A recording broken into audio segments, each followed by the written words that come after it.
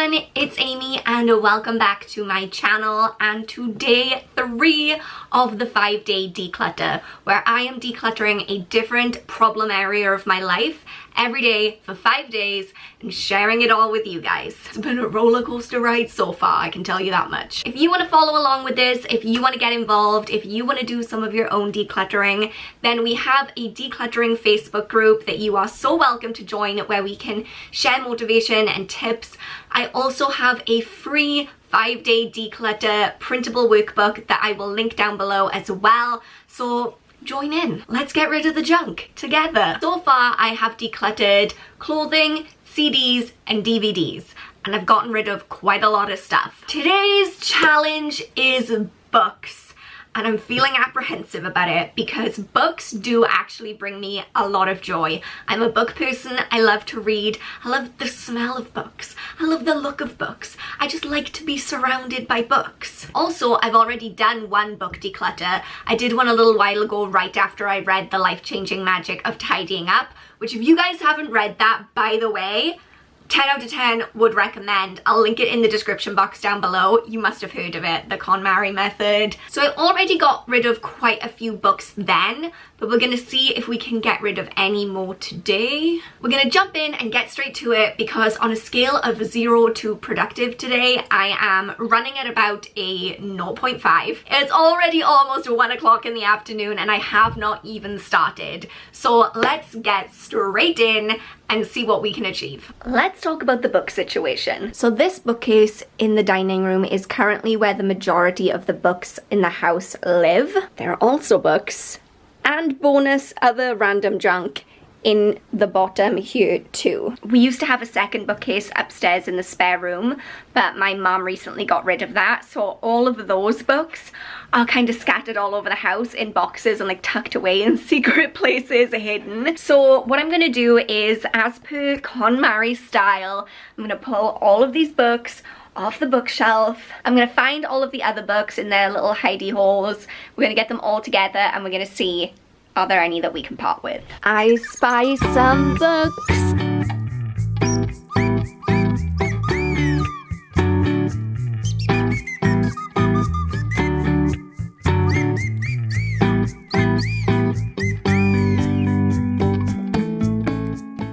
Another giant box of books and chopped tomatoes. What is that as a storage situation? Is anyone else's home this random?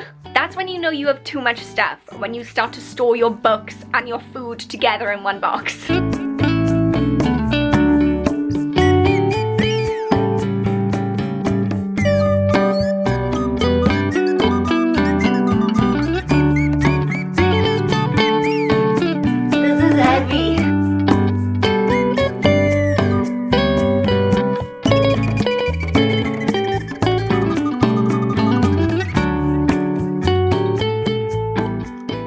Okay, so I finally just finished getting all of the books together from their various places and setting them up on the table.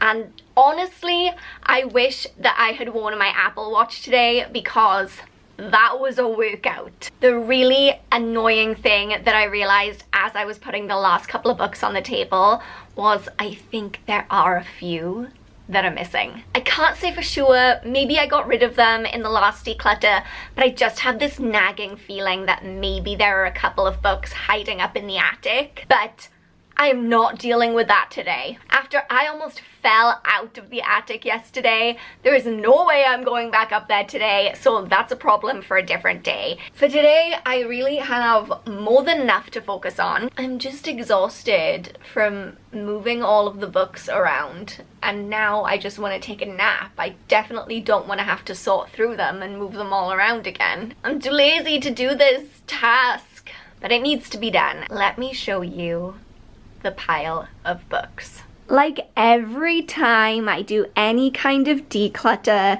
as soon as I pile everything up and I can see it all in one space, I feel completely overwhelmed and I truly realize how much I have. Recently, I've had a few of you reach out and give me this really useful tip for decluttering, which is not to ask what do I want to get rid of, or even does this spark joy or does it not, but to look at everything and think, okay, of what is here, what do I want to keep? So I'm going to go into this particular decluttering task with that mindset. I think coming at it from that perspective should hopefully make it easier to part with things, because I won't be focusing on parting with them.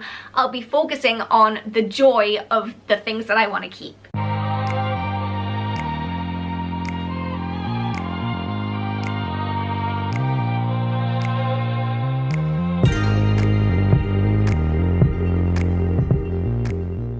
I'm just taking any opportunity I can to sit down right now. But those first few piles that I went through were super easy because they were all of my like classics. And I know 100% I want those in my life. I want Dickens, I want Austen, I want Bronte. They bring me a lot of joy. They're the books that I just love to read, that I love to look at, that I just love to surround myself with. That was really easy. Now as we start to make our way into the rest of the books, we're gonna come across maybe some more difficult choices.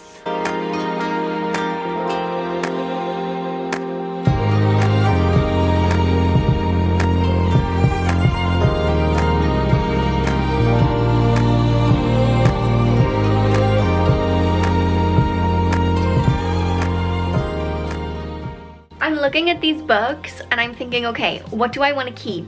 And I want to keep everything.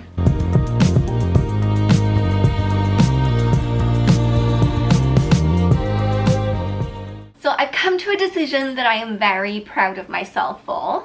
So these Louise Renison books were my life when I was a teenager.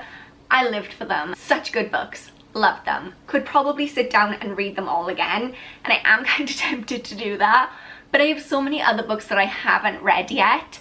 So what I'm going to do that I think would be really great, even though the crazy person in me that's a secret hoarder wants to keep them, I'm going to give them to my niece because she just turned 11. She's super into reading and I think that she would really enjoy these. So I think she'd find these funny. I think she'd get a lot of joy out of them, and it would give me a lot of joy knowing that she's getting joy too. In that sense, asking what do I want to keep instead of what sparks joy is working. Another decision I've made that's going to help me get rid of a few extra books is to take all of the recipe books and then just flip through, find my favorite recipes out of there and write them onto little cards, because right now we have a bunch of recipe books and I probably make like one recipe out of each of them. The truth of the matter is I mostly use Pinterest for recipes anyway, so having all these recipe books doesn't make a lot of sense for me. And here comes the part of the day where I try and justify my decisions to you guys.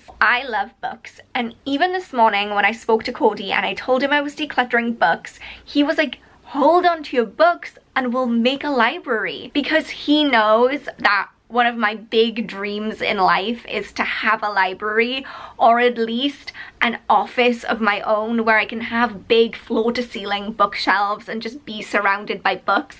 And that will make me happy. Like, that's something I would love to have.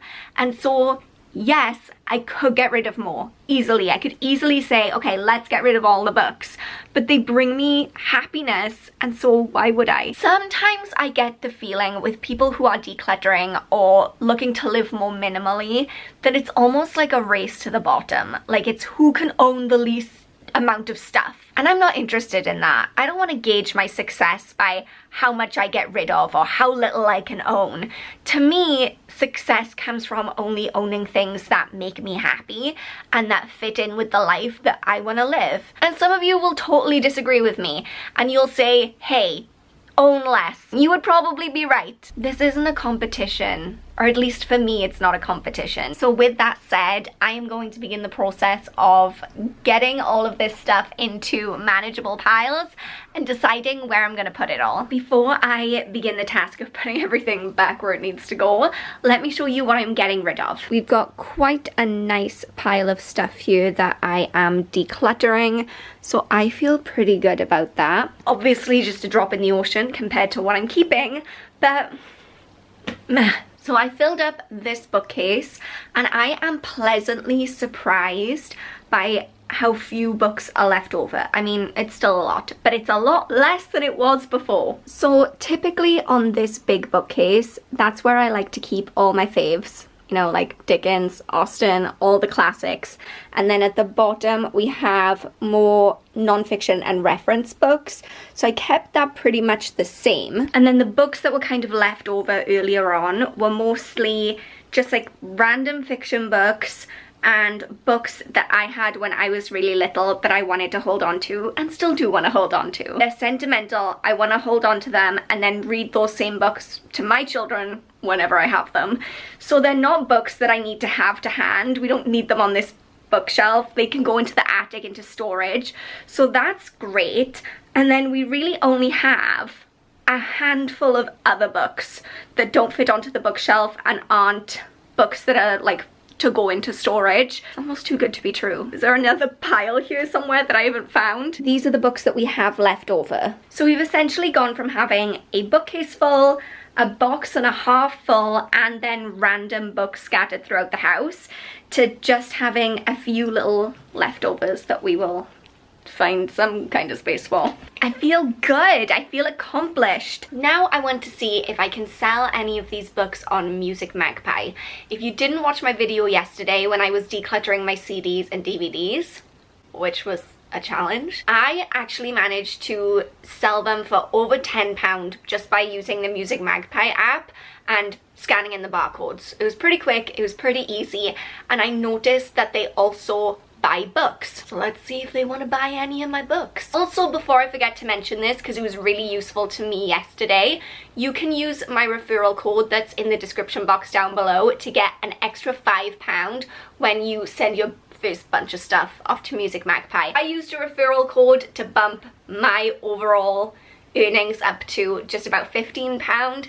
So if you're going to use MAGPIE, you may as well put in that referral code and get an extra £5. It's £5 for nothing, so you may as well.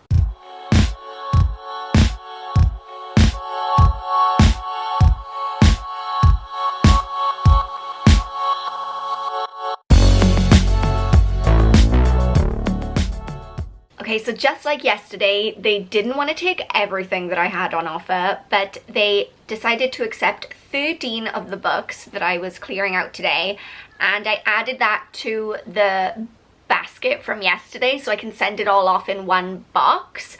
And now my total value is £18.52. So from those books, I guess I made another like £3.50. So it's not life-changing, you know, it's not a huge amount of money. And like I said yesterday, you could make a lot more money selling things on Amazon for sure, but it just doesn't have the convenience. With Amazon, you have to sit around and wait for someone to buy things from you. Then you have to take it to the post office, post each individual thing. This way, you can get rid of it all in one go and it's gone. And to me, that's worth losing out on a little bit of money. And I've still made nearly £20 on stuff that I didn't want anyway, so I'd call that a win. So we made it through hump day. I got rid of 70 books today, so that actually is quite a lot. I made another £3. I'm not going to be retiring on that quite yet, but all in all, another good day. And I still have energy. I'm still ready to go tomorrow to tackle papers. Like, I'm excited about it. I'm really like riding the high of getting rid of junk. Thank you guys so much for joining me for another day of decluttering. If you are joining in on this challenge, let me know in the comment section, how did your day go? I am loving hearing about your successes and even your struggles. Like, we're all in this together, High School Musical style. Don't forget to check out our Facebook group. You can download that free workbook if you'd like. I'll leave the link in the description box. But until next time, don't forget to like and subscribe, do all those things, and I will see you guys tomorrow. Love you so much.